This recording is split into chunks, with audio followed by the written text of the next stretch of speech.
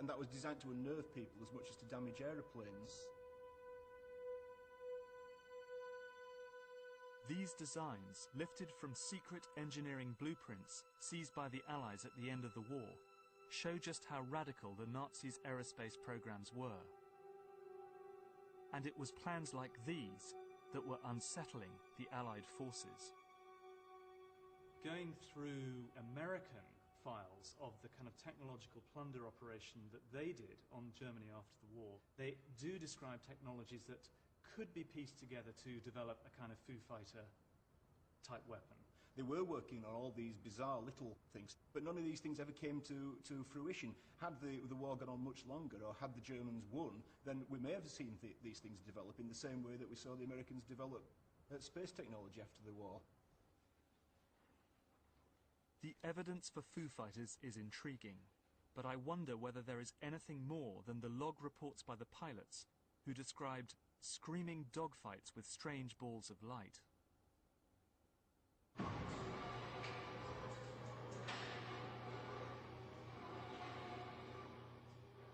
I've come to meet American technology historian John Dering.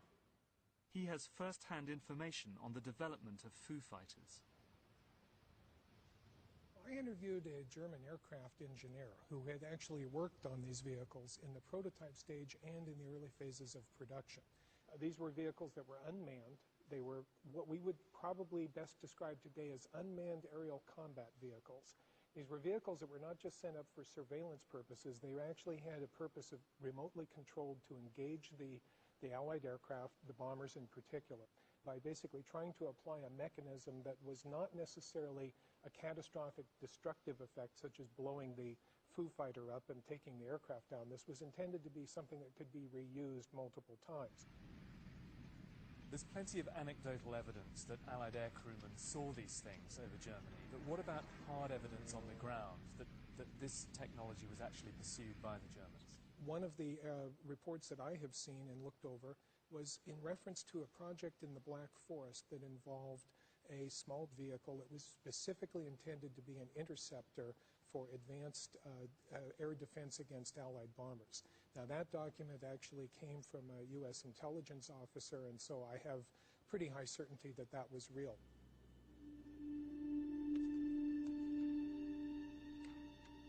I want to follow up on John Dering's research. His work indicates there was secret technology being developed in Nazi-occupied Central Europe, which might account for some of the UFO sightings. These are the Sudeten Mountains on the Polish-Czech border. During World War II, this beautiful valley was home to some of the finest scientific minds of the Third Reich. It was here that the Nazis built one of their underground research facilities, the Wenceslas mine.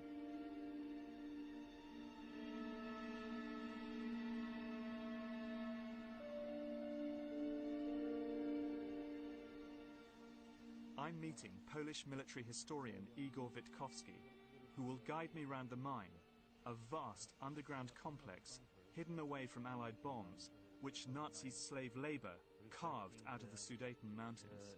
Example of a surface infrastructure being kind of a reflection of the underground festival. Here, in the desperate last months of the war, that German scientists worked around the clock to produce Kriegensscheiden, the war-winning technology that might produce a stunning knockout blow, even as the Nazis were being pushed back towards Germany.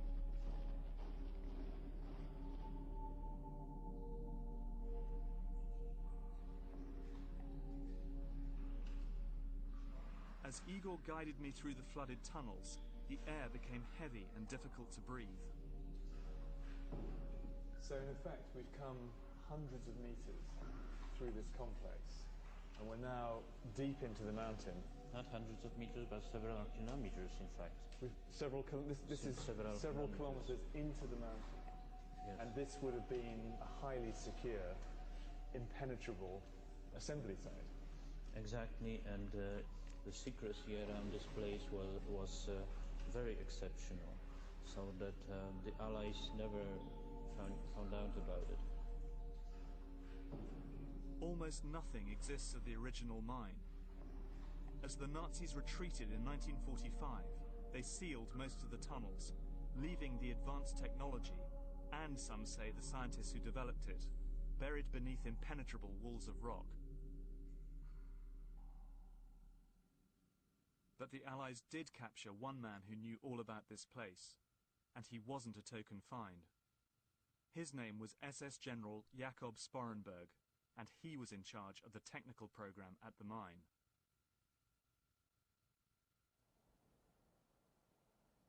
What he revealed astonished his interrogators. Indeed, I find it astonishing 60 years later. He spoke of a secret experiment attempting nothing less than to conquer gravity. He described a bell-shaped device that needed enormous amounts of electrical power. It was made of a hard, heavy metal and filled with a mercury-like substance that was violet in color and glowed when under test.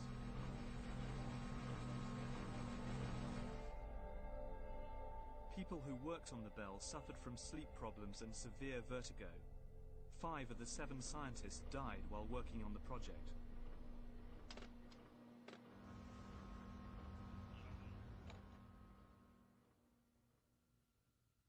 In a memo to Hitler, the scientists wrote, "It is in our opinion that the scientific results ascertained from our experiments with the bell are truly decisive for the war."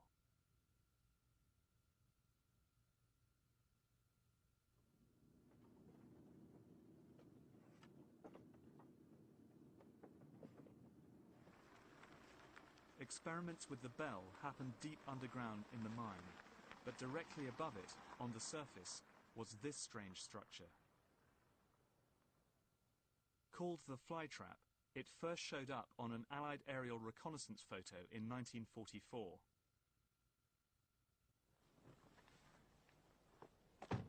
Igor Witkowski believes that the flytrap was a test rig for advanced propulsion technology.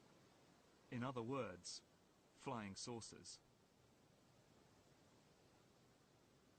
There is an extremely strong and thick steel reinforcement of the pillars, which means that it was to withstand some great forces working on it.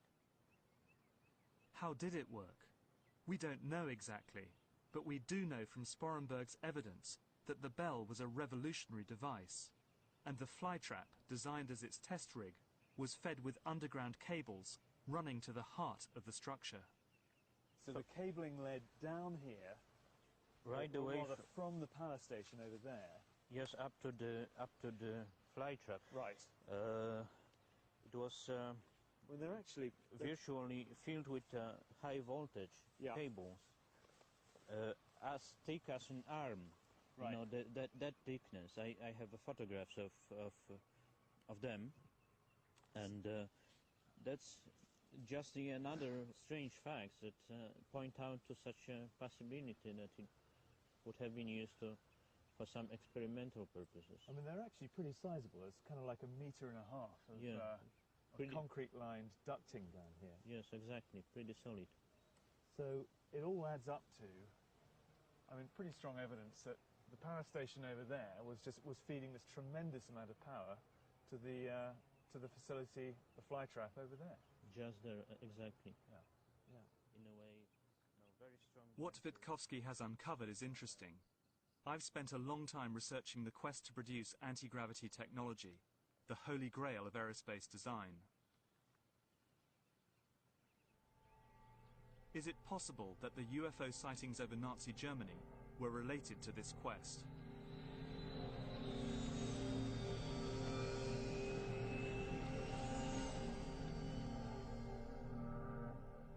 There is a sense here that the Germans were engaged in very highly classified work, and that possibly they were engaged in anti-gravity type programs. What I do know is that many of these bizarre projects like the Bell did not remain in German hands. At the end of the war, they were plundered secretly by the American High Command and taken to the States.